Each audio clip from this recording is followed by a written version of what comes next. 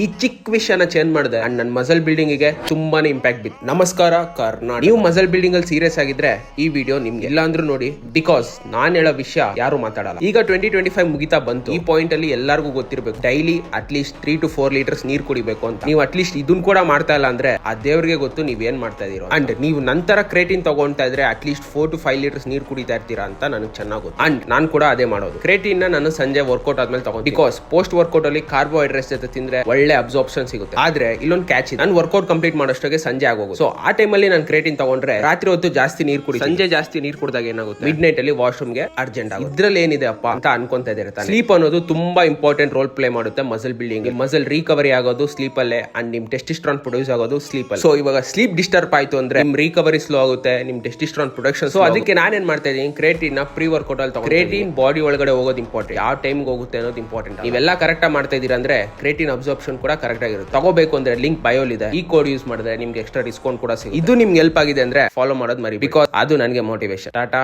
ಬಾಯ್ ಬಾಯ್.